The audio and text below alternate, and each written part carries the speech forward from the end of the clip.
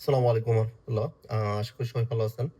আজকে আমরা যে বিষয় নিয়ে ডিসকাস করব সেটা হচ্ছে রোমানিয়ার স্টুডেন্ট ভিসার জন্য ২০২৬ এর সেপ্টেম্বর ইনটেকে যারা প্রসেস করতে চান বা চিন্তাভাবনা করতেছেন যে না, এখন তো মোটামুটি সব কান্ট্রিগুলারই ইনটেক প্রায় শেষের দিকে।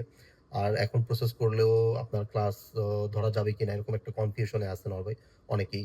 তো সেটার ক্ষেত্রে রোমানিয়ার অনেকগুলা ইউনিভার্সিটি আপনার এখনো পর্যন্ত আপনার অ্যাডমিশন চালু আছে।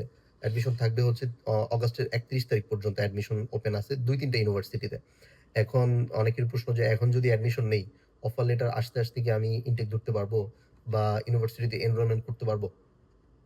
সেটার জন্যই একটা সলিউশন আমি বলে দিচ্ছি। অলরেডি অনেকবারই বলছি ফেসবুকে, তারপরও আবার মেনশন করে দিতেছি। সেটা হচ্ছে আপনারা যদি যারা রোমানিয়ার বিষয়টা কেন বারবার বলতেছি?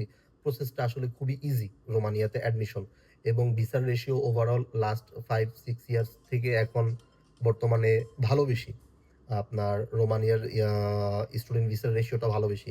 আর যেখানে শুধুমাত্র ইন্ডিয়াতে ভিসা প্রসেস করা যেত, এখন থাইল্যান্ড, মালয়েশিয়াও অপশন দিছিল, ভিয়েতনাম ইনক্লুডিং। কিন্তু মাঝখানে এটা অফ করে দিছিল। স্প্রিং সেমিস্টারে কিন্তু থাইল্যান্ড, মালয়েশিয়া, ভিয়েতনাম থেকে কোনো অ্যাপয়েন্টমেন্ট ডেট দেয় নাই। এখন রিসেন্টলি হচ্ছে আবার থাইল্যান্ড এম্বাসি থেকে অ্যাপয়েন্টমেন্ট ডেট দিচ্ছে। এটার কারণ হচ্ছে আপনার ইন্ডিয়াতে ডাবল এন্ট্রি ভিসার একটা স্ক্যাম আছে, যেখানে আপনার অনেক টাকা লাগে এবং আপনার রোমানিয়ার যেই দিল্লিতে যে এম্বাসি, ওইখানে হিউজ পরিমাণে অ্যাপ্লিকেন্ট হয়ে গেছে। যার জন্য চাপটা কমাইতেই ওরা থাইল্যান্ডের এম্বাসি রেকমেন্ড করতেছে এবং ওরা অ্যাপয়েন্টমেন্ট ডেট এভেলেবেল দিচ্ছে। এবং আপনার ইন্ডিয়া থেকে থাইল্যান্ডেই চাপটা কম যেহেতু আপনার ভিসার রেশিওটা একটু ভালো পাওয়া যাবে যদি ব্যাংক সলভেন্সি ভালো থাকে আরকি। তো যেটা বলতে নিলাম সেটা হচ্ছে, তো আপনার অক্টোবরের ফার্স্ট উইকে হচ্ছে ক্লাস শুরু হয়। তো আপনার অগাস্ট, সেপ্টেম্বর ২ মাস মাত্র বাকি আছে। এখন অ্যাডমিশন, ভিসা প্রসেস সবকিছু সম্ভব? অবশ্যই সম্ভব। কেন সম্ভব আমি বলে দিচ্ছি। আপনি ধরেন আজকে অ্যাডমিশনের জন্য জমা দিলেন যেকোনো একটা ইউনিভার্সিটিতে, ওয়েস্ট ইউনিভার্সিটি অফ তিমুসুরাতে জমা দিলেন। তো অফার লেটার আসতে ২০-২৫ দিন বা সর্বোচ্চ ১ মাস। তো এর ভিতরে কি করবেন? থাইল্যান্ডের ভিসাটা কনফার্ম করে রাখবেন অথবা ইন্ডিয়ার ডাবল এন্ট্রি ভিসা বা ট্যুরিস্ট ভিসা যেটাই করেন কনফার্ম করে রাখবেন। তাহলে আপনাকে অফার লেটার পাওয়ার পরে ভিসার জন্য আর সময় নষ্ট করতে হবে না। ২-১ দিনের ভিতরে টিউশন ফি পেমেন্ট করে দেন ভিসা তো আগে থেকে করা থাকবে। আপনার এবং ভিসা করার সাথে অ্যাপয়েন্টমেন্ট ডেটটা নিয়ে রাখতে হবে। অ্যাপয়েন্টমেন্ট ডেটটা নিয়ে রাখবেন। আপনার অ্যাপয়েন্টমেন্ট ডেট ইজিলি পেয়ে যাবেন। আপনার যে ইউনিভার্সিটিতে অ্যাডমিশন নিছেন, ওইটার যে পারপাস ডকুমেন্টস এগুলো দিয়ে অ্যাপয়েন্টমেন্ট ইজিলি নেওয়া যায়। ওকে?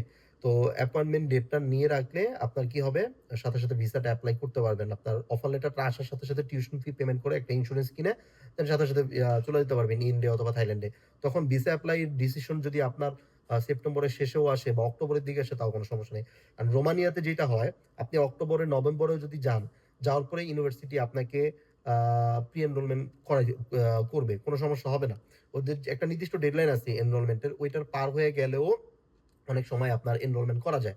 আর যদি কিছু ফ্যাকাল্টি আছে, যদি এনরোলমেন্ট কোনোভাবেই না করতে দেয়, তাহলে আপনি যদি ল্যাঙ্গুয়েজ ফাউন্ডেশন কোর্সে যান, তাহলে আপনার নেক্সট যে সেমিস্টার ওইটাতে জয়েন করতে হবে। আর মেইন কোর্সে গেলে যদি ফ্যাকাল্টি আপনাকে এনরোলমেন্ট করতে দেয়, তাহলে হয়তোবা করতে পারবেন। তবে এরকম না যে এনরোলমেন্ট করতে পারেন নাই, এখন আপনাকে বাংলাদেশে ব্যাক করতে হবে, তা না। আপনি ওইখানে স্টে করতে পারবেন, আপনি নেক্সট সেমিস্টার থেকে জয়েন করতে পারবেন। ওকে?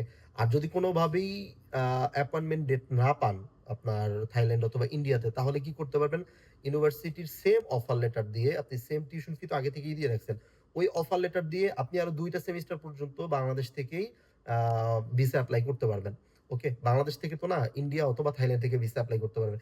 মানে সেম অফার লেটার দিয়ে ধরেন আমি ২০২৬ এর ইনটেকে অফার লেটার পাইছি। আমি যদি কোনো কারণে অ্যাপয়েন্টমেন্ট ডেট না পাই, তাহলে আমি ফেব্রুয়ারি, মার্চের যে ক্লাস স্প্রিং সেমিস্টার, ওই সেমিস্টারের জন্য আমি এপ্লাই করতে পারবো ভিসা। ইভেন কি ২০২৭ এর যে সেপ্টেম্বর ইনটেক, ওইটার জন্য আপনি এই অফার লেটার দিয়ে না, যে অফার লেটারের জন্য যে €১০০ পেমেন্ট করছেন, ওইটার রিসিট দিয়ে আপনি নতুন করে অফার লেটার নিতে পারবেন। ২ বার সুযোগ দিবে। কিন্তু ৩য় বার আর সুযোগ দিবে না। তখন আপনাকে পেমেন্ট করতে হবে। না, আমারই অনেক স্টুডেন্ট আছে এরকম, ইন্ডিয়ার সমস্যার কারণে ভিসা এপ্লাই করতে পারে নাই। সেম অফার লেটার মানে অ্যাপ্লিকেশন ফি রিসিটটা দিয়ে আপনি নতুন করে আমি অফার লেটার নিয়ে দিছি। সো রোমানিয়ার প্রসেসটা সহজ। দেখেন, বর্তমানে আপনার লিথুনিয়া, এস্তোনিয়া এবং স্লোভাকিয়া ২-৩ টা কান্ট্রির ভিসার রেশিও মোটামুটি ভালো রোমানিয়া থেকে। এরপরে যদি সেকেন্ড অপশনে যাই, পোল্যান্ড, রোমানিয়া, এগুলার ভিসার রেশিও ওভারঅল এখন ভালো। তো কিন্তু এরকম না যে ভিসা 100% পাবেন। এগুলো কিন্তু সবই রিস্ক। আপনি লিথুয়ানিয়া, এস্তোনিয়া যাই বলেন, সেনজেনের যতগুলা কান্ট্রি আছে, একমাত্র শুধু হচ্ছে যদি আপনি ফিনল্যান্ড, নরওয়ে, সুইডেন এসব কান্ট্রি গুলোতে এপ্লাই করেন, ১২, ১৫, ১৬ লক্ষ টাকা দিয়ে স্টুডেন্ট ভিসার জন্য এপ্লাই করেন, ব্লক অ্যাকাউন্ট দেখান বা বড় একটা ফান্ড দেখান, ইউনিভার্সিটির সাথে কোলাবোরেশন করে কাজ করেন, তখন হচ্ছে আপনি 100% ভিসার রেশিও পাবেন এবং তাও রিকোয়ারমেন্টস ভালো থাকতে হবে। আপনার IELTS এ 6.5 বা 7 থাকতে হবে। কিন্তু যেগুলো হচ্ছে আপনার বলকান কান্ট্রি, মানে এই সাইড গুলাতে আছে, আপনার নর্থের দিকে, এবং হচ্ছে যেগুলো আপনার মিড রেঞ্জের টিউশন ফিস, যেমন ধরেন একেবারে লো টিউশন ফি আছে আপনার হচ্ছে ইতালিতে বা আদার্স যে কান্ট্রি গুলো আছে, যেগুলাতে হচ্ছে আপনার রিকোয়ারমেন্টস খুবই কম। এসব কান্ট্রিতে যদি আপনি ভিসা এপ্লাই করতে যান, তাহলে অবশ্যই আপনাকে রিস্ক নিয়ে আগাইতে হবে।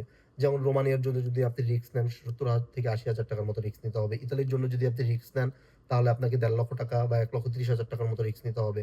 লিথুয়ানিয়া, এস্তোনিয়া এইসব কান্ট্রি গুলোর জন্য সেম ৭০,০০০-৮০,০০০ টাকার মতো বা ১ লক্ষ টাকার মতো রিস্ক নিতে হবে। রিস্ক ছাড়া আপনার একটা কান্ট্রিও পাবেন না। যেগুলো আমি মেনশন করছি, নরওয়ে, ফিনল্যান্ড, সুইডেন, এগুলাতে আপনার হিউজ টিউশন ফি, ১৬-১৭ লক্ষ টাকা, ১৫ লক্ষ টাকা টিউশন ফি। এত টাকা দিয়ে টিউশন ফি আপনি যখন পেমেন্ট করবেন, আপনার ভিসার রেশিও তখন এমনিতেই 100% সিকিউর থাকবে। তো এবং IELTS এও ভালো একটা স্কোর থাকতে হবে। তো ওই রিকোয়ারমেন্টস সবাই ফুলফিল করতে পারে না। যার জন্যই হচ্ছে, যেমন দেখেন রোমানিয়াতে কত টিউশন ফি? মাত্র ব্যাচেলরে €১৯৫০ টিউশন ফি।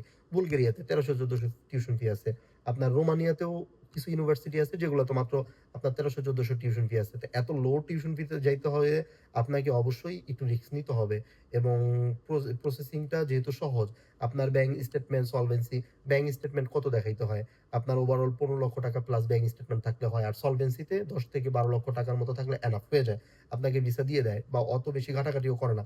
কিন্তু আপনি যখন আ যেগুলো ভালো কান্ট্রি আছে, নরওয়ে, সুইডেন, তারপরে নেদারল্যান্ডস, বেলজিয়াম, এইসব কান্ট্রির জন্য আপনাকে মিনিমাম ২৫ লক্ষ টাকা, ৩০ লক্ষ টাকা ব্যাংক স্টেটমেন্ট, সলভেন্সি দেখাইতে হবে। ব্যাংক স্টেটমেন্ট তো আরো বেশি দেখাইতে হবে। ২ টার সাথে আপনার সোর্স অফ ফান্ড ভালো থাকতে হবে। তারপর ইতালির জন্য ভালো ব্যাংক স্টেটমেন্ট, সলভেন্সি হইতে হয়। তো আপনার যখন সিকিউরড ভিসা আপনি চাবেন, তখন আপনার প্রোফাইলও ভালো হইতে হবে। আর যখন আপনি একটু রিস্কে যাবেন, তখন আপনার প্রোফাইল লো হইলেও আপনার রিস্কটা একটু থাকবেই। আর বাংলাদেশের পাসপোর্টের যে অবস্থান, আপনার সব জায়গায়ই কম বেশি রিস্ক। এমন না যে আমি বললাম যে সুইডেন, নরওয়ে, ফিনল্যান্ড, বেলজিয়াম এগুলাতে 100% ভিসা।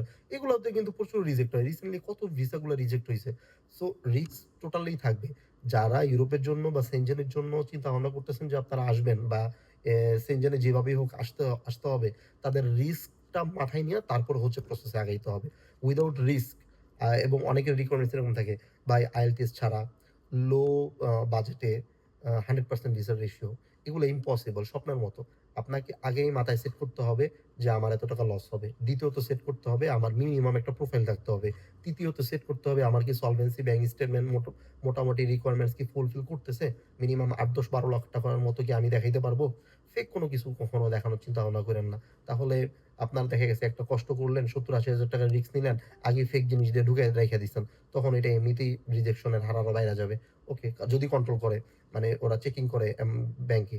যদিও করে না তেমন একটা, যদি করে তাহলে কিন্তু ধরা খায়া যাবেন। আপনার এই হচ্ছে টোটাল বিষয়।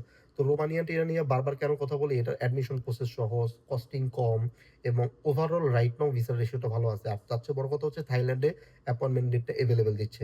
তো যারা প্রসেস করতে চান, অ্যাডমিশন প্লাস ভিসার প্রসেসটা আগে থেকে করে রাখেন। যদি কোন কারণে অ্যাপয়েন্টমেন্ট ডেট না পান, তাহলে নেক্সট ইনটেক আবার করতে পারবেন। সেম অফার লেটার দিয়ে, সেম অ্যাপ্লিকেশনের রিসিপ্ট দিয়ে। আশা করি ক্লিয়ার বুঝাইতে পারছি রোমানিয়ার প্রসেসটা। ধন্যবাদ। সবাই ভালো থাকবেন।